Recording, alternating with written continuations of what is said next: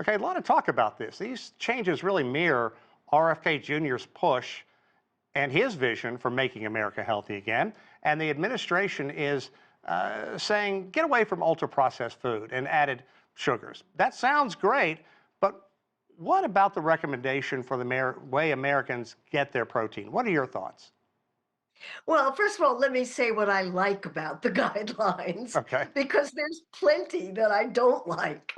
Um, I think the basic message, which is to eat real foods, is a very good one. It's the first time the government has ever said that. And what that means is to avoid ultra processed foods. They're calling them highly processed, but that's what they mean. And these would be foods that are high in sugar, salt, and have lots of different artificial additives, colors, flavors, and texturizing ingredients in them. The kinds of foods that have now been shown by research to make people eat more calories without realizing it. So that part of it is terrific and quite consistent with guidelines in the past. Where these guidelines differ from what happened in the past is in emphasizing high fat meat and dairy products. Where did that come from? That flies in the face of an enormous amount of evidence, but fits very much with Robert F. Kennedy Jr.'s ideology about food, which is if it's natural, it's good, regardless of what it contains. And so the new food pyramid emphasizes meat and high fat dairy products. Okay, let's talk a bit more about where this differs dramatically from what sort of guidance the U.S. Health Department offered in the past. You said you like some of it. Talk a bit more about what you don't like about this. Well, I don't like the emphasis on protein. The first priority of the guidelines is to almost double the amount of protein that has been recommended in the past. And that's just weird because Americans already eat that amount of protein. We eat generally twice as much protein as has been recommended. We get it from a variety of foods, meat and plant foods, animal Right. and plant foods.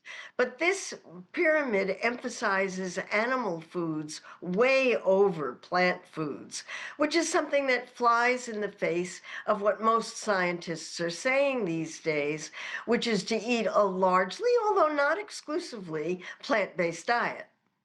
Now, what about families? And sadly, there are a lot in the United States who don't have a lot of money, can't eat as healthy as they want, and have to rely or do rely on these so called ultra processed foods for a longer shelf life. What is this going to do to those people in this nation?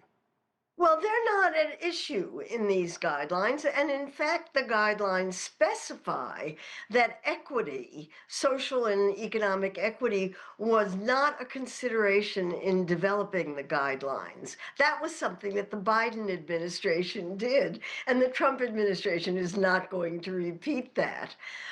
So families are on their own unless there are policies that follow up on these guidelines to help low income families buy real foods, unprocessed foods, which are quite a bit more expensive than the ultra processed foods.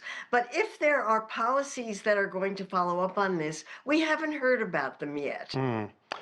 Now, Marion, we only have a little bit of time left, but I'm curious how you believe this is going to impact, on one end of the spectrum, fast food restaurants, and on the other end, schools. Will this government crackdown, for lack of a better term, on Uh, what is being served? How is that going to affect things? Well, the school issue is an extremely important one because the dietary guidelines govern school meals. If if the government wants schools to use real foods, whole foods, that means the schools have to be able to cook from scratch, and the schools are going to need an enormous Mm. input of money in order to pay for these more expensive foods.